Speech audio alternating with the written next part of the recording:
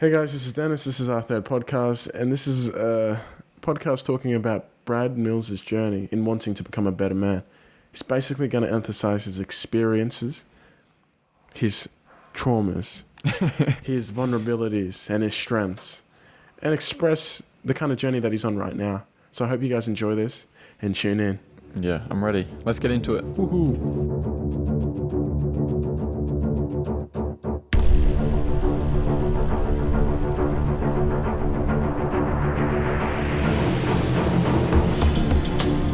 Just catching up with Brad Mills today. I saw him on the street and I invited him into my beautiful home. Oh, sorry, I wouldn't say home. Today's episode is sponsored by the West Indies cricket team. As you can see behind us, we have a lot of expensive bats. So I want to thank them for sponsoring this video, and all those people out in the Caribbean. Keep safe. Also, a lot of people have been DMing me. How do I get my hair so fresh? That's a good question. Yeah. Shout out to D'Angelo at the Personal Barber. We'll put the website in the description below. Definitely book in a haircut, guys. If you're in the Brisbane area, around Toowong Village, absolutely book in a haircut. He's the best in the business. Yeah, book him. Like, last week I got a haircut from Culture Kings. Look what they did to me. D'Angelo, he's the guy to go to. Don't trust these other barbers. Yeah. We love D'Angelo. Okay. That's right. That's all our paid sponsors? Yeah. Yeah. No, we're joking. We genuinely wanted, give a shout out to him because he genuinely gives good cuts. Yeah. And he's becoming a strong masculine man. So we're all about supporting our community anyway. He's in our community. Yeah. So of course, why wouldn't we help you guys see this beautiful service? Yeah. So, like I said before, I saw you walking on the street and I decided, hey, this guy looks like he's got a little hop in his step. He looks like he's feeling fulfilled. So I invited him onto my couch. I invited him into my home. And now he's going to tell me a message about how he is becoming a strong man, his journey, what he's doing, what he's wanting to achieve. So Exactly. Tell us, Brad. What's your journey? Why are you here today? My journey? At the start of 2019, 2020, sorry, I broke up with my ex-girlfriend. Yeah. We broke up. It was sort of a mutual thing. And I was in just a bad spot. I was empty. Didn't know what I was doing with myself. Didn't know what it meant to be a man. Didn't know what I was trying to achieve in life. And I struggled for about half that year. I sort of got into gym and I was sort of having fun with that. Getting a bit of attention from people. Oh, you're doing all this, but I really wasn't doing anything. It wasn't fulfilling me in any way, if I'm being 100% honest. Yeah. Yeah, and then I remember I reached out to you because you posted something on your story, and I was like, this guy's got it. This guy's got it together. Yeah, I posted some knowledgeable stuff, man. Follow me on Instagram if you want to get that knowledge. Yeah, but I reached out to you and you recommended a couple of books. We'll link those in the description below because they're very good for a young man to read. And yeah, that just helped me get on this journey, start to think in different ways, change my life perspective, and we called back and forth, continued to talk about life and what it means to be a man and the books. And yeah, that's what started this whole journey. That's what made me want to become a better man. And it's also because I saw how detrimental it was to the people around me when I was acting in that way and being like a weak man. I want to strive for better, not only for me, but the people around me. Yeah, that's very noble of you. And yeah, it's weird how you were saying the gym was somewhat unfulfilling. Like, yeah. Crazy. I still go and I still enjoy it, but it's more purposeful now, I think. I'm not doing it just to Yeah, you're doing it as a distraction instead of having an end goal. Yeah, I was doing it that. But now I see it as a disciplinary thing. Yeah, something you have to do every day, especially because I don't play football anymore. I decided to quit football just because I've got a lot of things going on. And I think it's so important for a man to have some form of physical activity in his life. You have to be in some form of shape. Otherwise, what the fuck are you doing? Yeah, exactly. But no, it's funny. When you're doing things to impress other people, it doesn't give fulfillment. That was exactly because I hadn't asked, or I didn't really know that it was giving you that feeling. But yeah, I can resonate with that. When you think you're doing something so other people can see you in another light, all those compliments can come, but they're empty. because they're not really serving. You're not getting the fulfillment of doing something that you actually want. Yeah. No, I get that. Like I still, because I was, getting those compliments. Oh, you look good, man. Like all this, but I still was that weak, cowardly, like man who didn't really know what he was doing with himself. Yeah. Well, that's the funny thing when you see those stereotyping, those big gym guys, but they're actually the weakest guys inside. They're fucking teddy bears, bro. Yeah, because they've had that, they had to put on a facade and they get those compliments, but it doesn't fuel them. And then they try and get bigger and bigger and they get into that lifestyle and they're still feeling a lot unfulfilled. Yeah. Yeah, it's a crazy cycle, but it's good you recognize that early and we're able to counter that. Yeah, and I encourage anyone out there who's just doing gym for the sake of looking good to really like look into those books, discover who you want to be, not what you want to be. And yeah, it's just really important. I think it'll help you even be more motivated to go to the gym. Yeah, exactly. It's just going to the gym for an aesthetic reason. It depends on that aesthetic reason because we're in a world where everyone's trying to look better for other people. Yeah. Like we're trying to elevate for others instead of elevating for ourselves. And you really pointed that out when you said it's not what you want to be. It's who you want to be. Yeah. And if you're going to the gym and you're thinking, who am I? I want to be a strong, active person with good mental health and I have goals to like squat this, bench that. That's great. But you're saying what I want to be, I just want to be a nice looking person so I get attention. Yeah. That's going to be empty. Exactly. Yeah. So it's that's actually very important. It's the clear, like you're going to the gym, like the act of going to the gym is going to serve you benefits with health and that. But at the end of the day, like what real benefit underlying that? Are you doing that because it's going to be discipline like you're going to have a sense of motivation and you're going to get the health benefits, or are you purely just doing it so you can have attention from other people? Yeah. Which is so less fulfilling. And I feel like people do the latter, the second, so they can get attention from other people. But when you think about that, that's actually sad. Like you're just doing something so other people can look at you in a sexual way, in an objective way. Yeah. Your value was only based on how you look. And that's how, like, you see all these people, oh, this is how you get abs. But there's no health benefit. They're not saying, like, you should do it because it helps with your health. Everything's just doing it on how you should look. Yeah. And people's primary reason now are going to the gym so they can look good. And they're doing that so they can get confidence from other people. The fucked up things, chicks don't even care that much, dude. Yeah, I know. They actually don't, which is why I felt sort of stupid. Like, I was training fucking hard. Yeah. And honestly, it didn't help at all because I was still rotten in the inside. But the problem is they don't really care that much, but they only do care if you're someone who's confident. Confident is key. Yeah. So you could be a big, muscly, fit guy and you can walk into the room and you can carry the room. And they're like, wow. You can be a fit, muscly guy, slouched over, like, oh, yeah, he's a weirdo. And you can be like a skinny-ass guy. And that's the problem. I was doing that, but I still wasn't confident to talk to anyone. I still wasn't proud of myself. Yeah, you had all these big muscles and walking in a room and you think they're just going to chase you. Yeah. Like, bro. Oh, God. Yeah, like, people would say you are looking physically better, but the level of attractiveness is the same because it's still that internally weak person. Yeah, exactly. So, yeah, all these people go to the gym thinking they're going to get all this attention. Like, mate, you're just going to get attention from guys. And that was actually the problem. It was just all guys. Girls did not give a fuck. And they don't care because they want a strong man and you still show weakness. Yeah. You still have that weakness about you, which is so And that's why funny. I really resonated with like the books that you read, that you told me to read. And yeah, it really changed that perspective. Like, oh, I'm not actually doing anything constructive besides getting attention from people that I don't want attention from. Yeah. It's like, what? It was so backwards in my way of thinking. Yeah, but it's underlying that all is the idea of doing things for other people at its core. Yeah, 100%. But it's good. You're on this process now that you're doing things for yourself. But people, they frame that in a weird way. They think that's selfish. But it's not when your values are right. Like you're doing things for you because you see yourself with a purpose, and your purpose essentially will help other people. So you focusing on yourself is the greatest gift because you're adding value, and that value can then be spread to other people. Yeah, I feel like that's different when the people around you are not necessarily doing what you want to do. If you surround yourself with people who are trying to achieve better, you obviously care about what they think and you want to look good to them. Yeah. But they're going to make it hopefully they make it very clear that that's not the sort of things that are going to make you look good.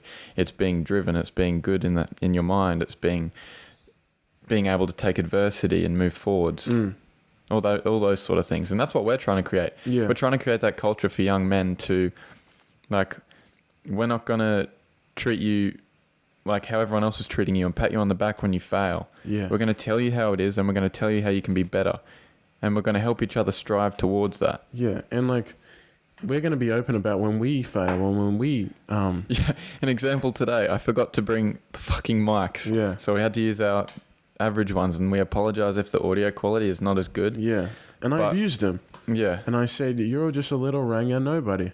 And I didn't have a cry. I just said, yeah, I fucked up. Yeah. And then he ended up doing some push-ups. He punished himself for not fulfilling something that needed to be done. And that's the problem. People aren't punishing themselves. And I'm not talking about, Yeah. I'm talking about proper disciplinary actions. When you say you're going to do something and you don't do it, you should be disappointed. But people go, it's okay. I'll do it next. Bro, you don't have time. Guys, this is your prime time to be getting things done in your life. You don't want to be rich and successful when you're 60. Like, of course you do, like, but wouldn't you rather be rich and successful in your 30s and 40s, bro? Yeah. Like, the time is now. And that takes discipline.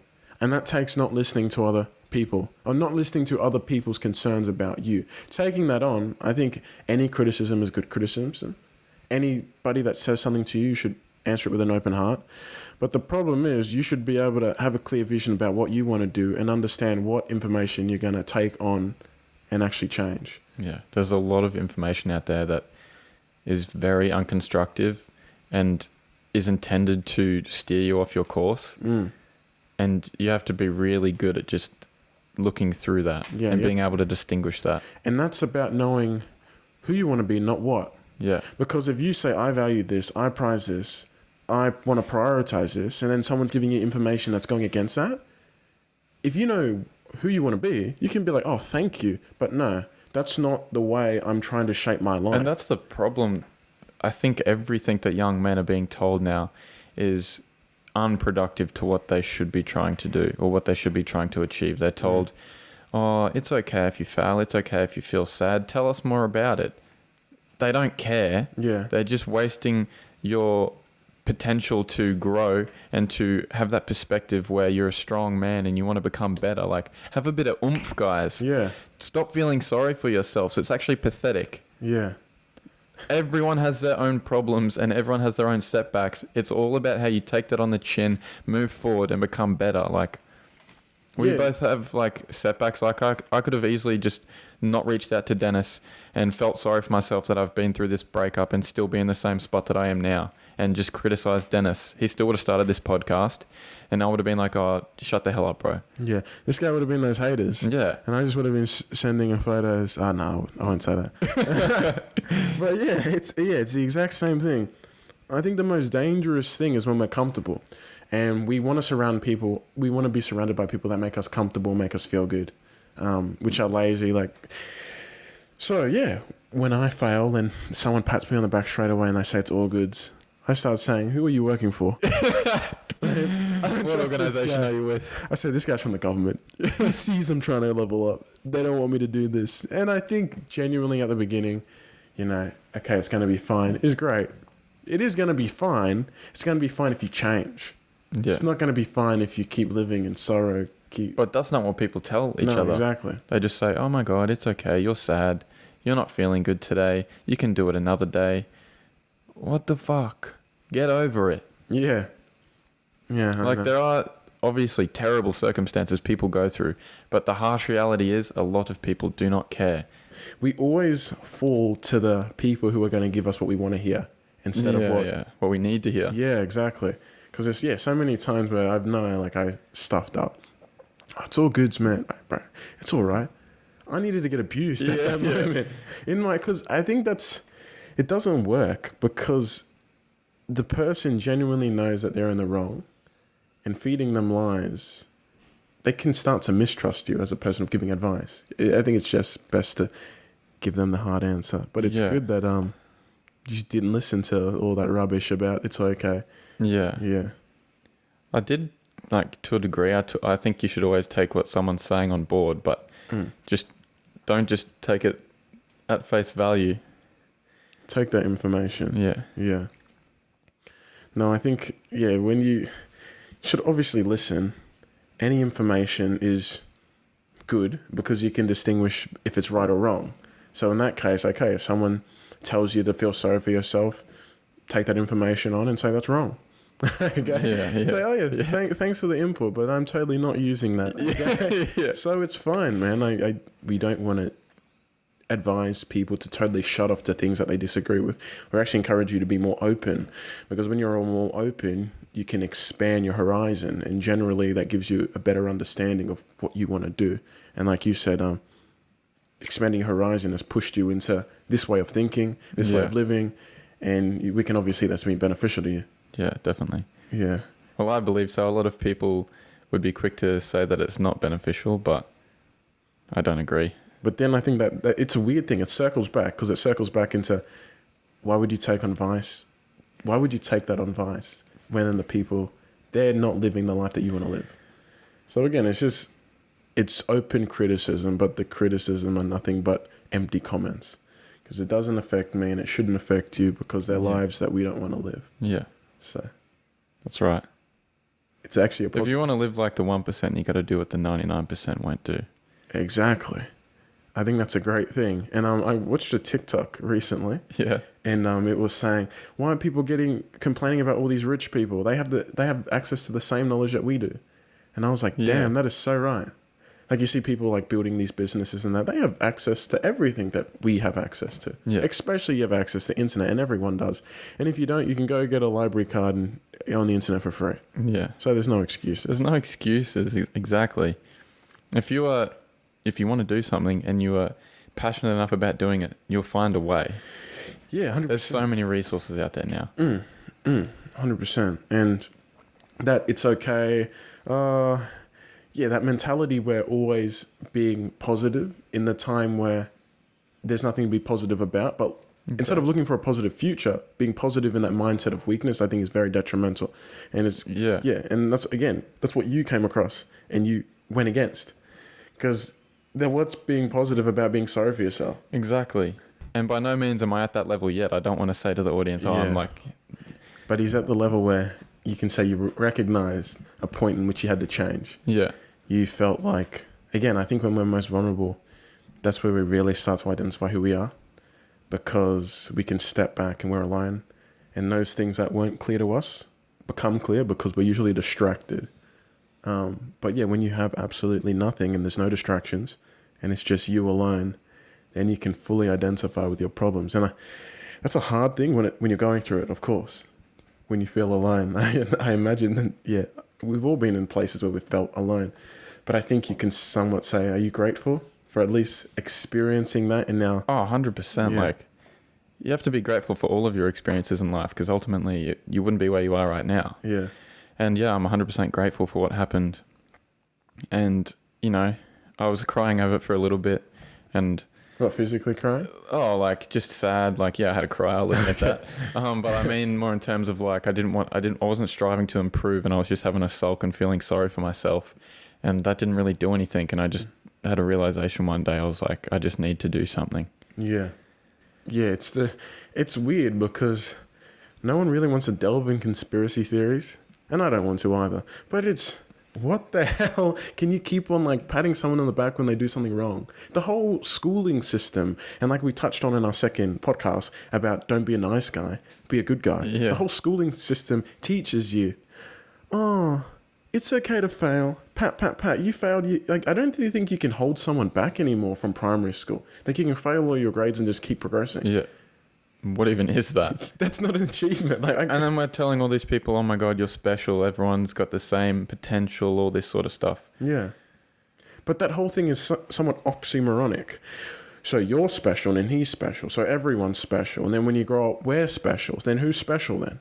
No one's special. No one, because it loses its whole meaning. Yes. If everyone is special, then who's special? No one. It's like you're special because you're unique and you add value. You're special because you're a 1%. And like, again, when things are scarce, they're special. Successful people are scarce, so they're special. So yeah, it's just weird notion that I've tried to crack, or I've come to have my thought process change, and Brad's too, that we're not special, and we identify that. I think, and that's why we said before when we were talking about the man's purpose, and people thought we were trying to exercise our authority over them and think that we were in the position to be these successful millionaires. No. Yeah. We were just humble enough to say that we're not special, and you're not special until you actually add something. Exactly. So like we were coming from the point of view where we recognize that we are totally useless individuals. Literally, if you add no value, you're useless. And until you actually that sounds hard. Imagine if it is hard to accept that in yourself. Yeah, it and is. like, oh my God, I'm actually not anything. If you died right now, who's going to be at your funeral? Yeah. Your mum, a couple of your friends, and that's it. Yeah. 10 people would genuinely care. So when we say you're not special, I think you should really take that on board, and that should inspire you to think that you should want to achieve anything, because if you died right now, no one would care. That is like so inspirational. That's so motivational. Oh my gosh, let me just try this, try that. Like right now, I'm trying a load of things. We're doing a podcast right now. That's something that I envision, and I'm trying, and we're doing it right now. Yeah. And the thing is, no one cares about your excuses either. At the end of the day, absolutely not. Like, people mock your excuses. Yeah. They don't want to. They don't believe them. Yeah. Like going back to Andrew Tate's example, bringing like his fighting experience into real life. If you lose a fight, but you say, "Oh, I had a sore ankle that fight," on the record they don't say he lost, but he also had a sore ankle. No. You fucking lost. Yeah. Your excuses don't mean shit. Yeah.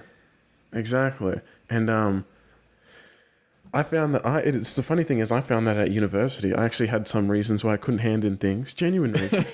And the university didn't even give me an extension. Yeah, they don't care. I was like, damn, whatever. And then I was like, okay, no excuses. Even though there was literally valid excuses. At the end of the day, if there's a deadline and you can't make it for whatever reason, you fail. Yeah. And I think you got to start understanding that no matter what you've been through or what you're going through, if you say you're going to do something, or if you want to do something, no one's going to care about your background.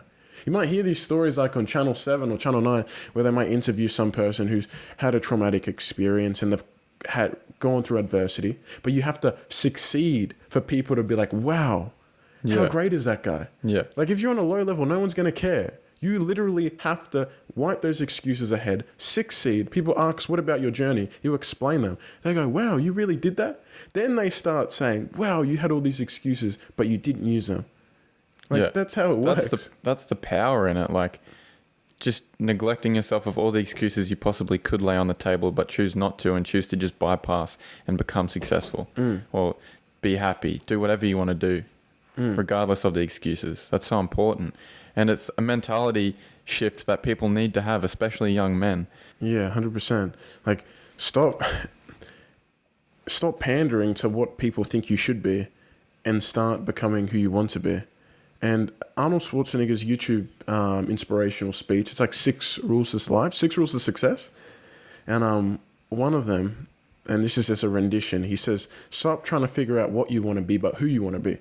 That's the most important thing. Like, people, when they finish their high school and they've got their results and they say, I can enter to be a doctor or a lawyer, that's what they want to be.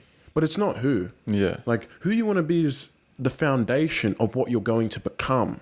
Because what you're going to be, or what you want to be, is the foundation of your values, your worth ethic, what you value, what you see, or how you see life.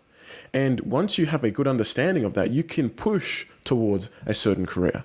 Like, I'm someone who's very much anti-establishment government, free-thinking, libertarian, culturally conservative, but I don't believe in government intervention in that way. So I'm interested in politics. So I had to push. That's my passion. That's what I'm studying right now. But I think people they get a grade in school, or they reach a certain level and they find about a career choice. But no, you have to figure out who you are first, and then you can focus what kind of pathway leads you into choosing something that you might want to fulfill and live out actively. I feel like a lot of people are doing it the opposite way around now. They're deciding what they want to be, and then through that deciding who they're going to be, which I don't think... Doesn't work like that. Yeah, I don't think that's the right way to go about it. It can't be the right way, because that's why people have so low job satisfactory rates, because they're trying to do what they want to be, but who they want to be goes against that industry. Yeah. So they're rocking up this job and they might have a good, successful job, but it's depleting them internally because that's not who And they they don't know why, because they're like, they think they want to be this sort of person, but they don't really. Yeah, because society tells them that this is what you should, this is the way of living a successful life. Yeah, and the thing, the weird thing is, like, say you get a good job and then you're earning good money. People say, are you comfortable? Like, I hear that all the time at firms. Are you comfortable? Like, you've got food on the table. There's nothing to complain about. I think that is such a scary mentality to adopt. Yeah. I hate it when I'm comfortable. Like, I hated when I was making good money in crypto and I didn't really have to worry about stuff. That makes you very, very weak. Yeah. The idea that everything is, it's okay. You really want to be fighting towards your edge. There's a book called Where the Superior Man by David Dieda, and he always talks about being on your edge. You don't want to strive towards where you're stressing yourself out. Because you can't achieve when your mind is wandering everywhere. But you want to be on your edge. Constantly sort of pushing for better, right? Of course. The comfortability framework is crazy. Yeah. Like, they opened everything up and after these lockdowns, and what did everyone do? They went on holidays. Like, Australia is one of the leading countries with personal debt. So most people have huge levels of debt in Australia, personal debt. But the first thing we do is we go on a holiday. Because everyone's in that mindset of being comfortable, like not pushing towards their edge, just getting distracted. Yeah. Doing the status quo. And I hate that. I'm not going to take a holiday. You're only going to see me on a holiday when I got $1 million in my bank. Yeah. So if you see me posting a holiday on Instagram, or we get 1 million subscribers. Yeah, and then we're going to be on holiday. I think the first option might be closer. Yeah. But you won't see me on a holiday until I got $1 million in my bank, for real. So, okay, hopefully, man, that's actually a crazy thing. Clip that. We'll look back on that in a couple of years and be like, yeah, we lit that. Man, Sandbox just got to go up in price, man. All these cryptos are down, bro. Come on, man, get back up. Yeah. But it's all good. It's all good. Right now is the time to buy, actually. That's just like a little key thing I'm going to say. But continue about what you're saying, because this is about you. This is about your journey. This is what people want to hear, because, like you said, some people, they're not happy with your journey, or they're somewhat confused about how you were that Brad and now you're this Brad. So, like, how are you dealing with that? Because obviously there's everyone has like a sense of like, how are you dealing with that people seeing that you're a different Brad? It's been a bit of a 50-50 mixed response, like some positive, some negative, but it's hard for me, because we're still getting used to this social media thing, and like it's hard not to take on the criticism with a heavy heart. And I have become better at just trying to bypass the negative comments, because I do truly believe that this is for the better. And although people may not believe me when I do that, I think it is. And I've had someone reach out to me recently, and they were not exactly happy with the person I'm trying to become, or the things that I've been saying on the podcast, because it goes against what I used to say and like what I used to believe in. And I understand that, how someone who has known me that well previously might not enjoy the fact that I'm changing like this. But to the life that I'm trying to live now, I understand that you can't please everyone. And I have just had to accept that, because I understand deep down that this is for the better. And so I'm just prepared to cut ties with a few people. I'm not going to be disrespectful in any way. I'm always going to be there to like catch up and all that, but I'm not going to spend a significant amount of time with these people or take what they say with a heavy heart anymore. Because, like we said, I think it's better to have a small, tight-knit group of friends who are going to help you strive towards what you want to achieve, and you can help each other. But I've just had people reach out to me, not necessarily happy. But also, like the relationships I've had with these people, I have been somewhat detrimental as a result of me being not a stronger man, and understanding how to be a man within those relationships. And that's been detrimental for them. But now they're complaining that I'm changing and trying to be better. It's really confusing as well. Yeah. No, I get that. I feel like when someone stayed the same and they see someone changing, it can be a bit of a oof. Oh, wow, he's doing something. Yeah. And I think that's natural anyway. Like, no matter how much they care for you, it's a way of like, oh my gosh, they're achieving and you want to be a part of that, but you can't change yourself. It's a weird thing. It's a weird thing. But it's okay. As long as you're respectful, like you said. And again, the thing that you're doing, you're being very clear and open and truthful. This is what I value. This is what I'm going to do. This is the lifestyle I'm trying to live. Exactly. I'm fucking open enough to be on here with you and talk about it too. Yeah. So, I don't know. Like, I didn't have much criticism as you have had because I've always been straight up. Yeah. I've been straight up since I was like... I understand I've been that nice guy my whole life and people don't really perceive me like that. Yeah.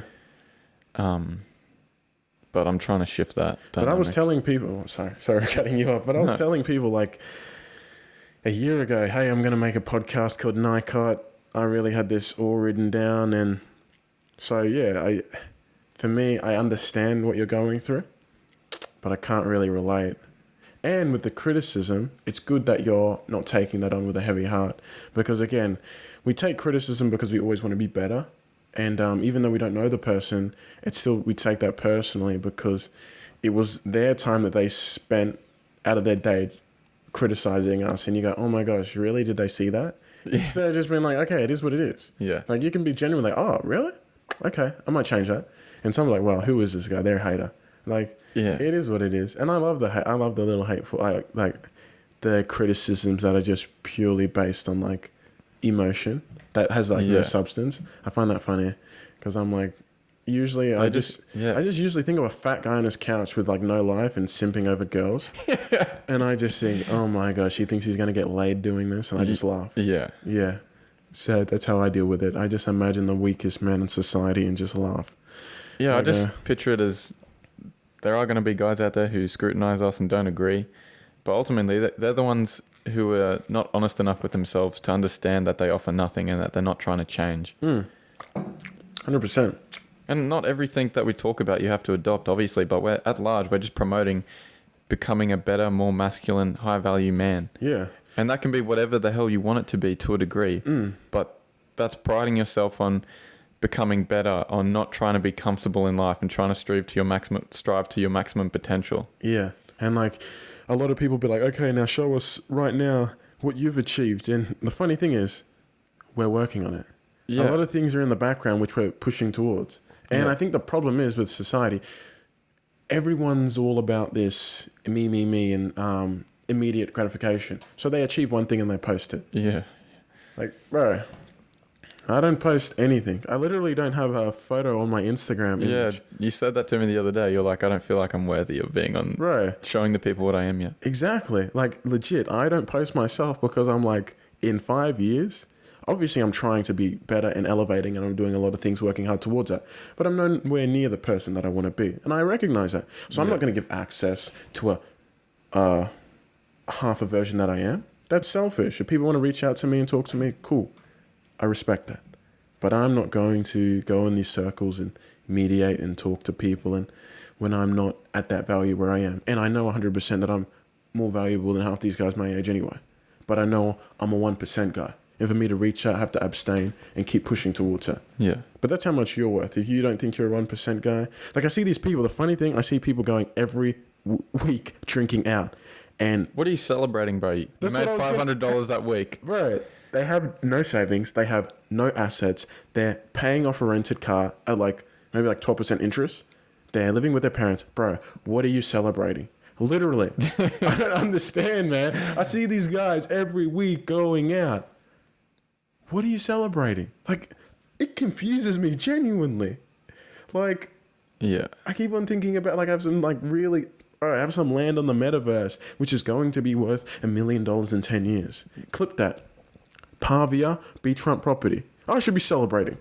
I should be celebrating, bro. But these guys, what are they doing? It's this weird mentality, bro. Like I said, I can't be celebrating if I don't have $1 million, I'm not going to be celebrating. Yeah. Legit. So hopefully you might see me celebrating next year, or you might not see me celebrating. But again, you got to celebrate your success. And these people, they're so comfortable, they might achieve one thing and then, Oh, that's good enough. Yeah. I don't think do you have anything more that you want to speak on? No, I just want to emphasize what we're really trying to do with this community. We want to eventually, we want to get to the point where we're making events where we go and do activities together. We talk, network with each other, talk about life, any problems that you have, we talk about with each other.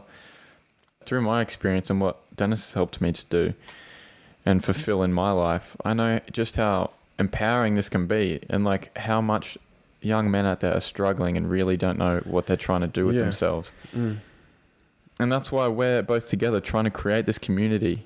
We're trying to expand this network outside of us too. We want you to join us. We want you to strive to be better, and we want you to interact with us, interact with each other within this community.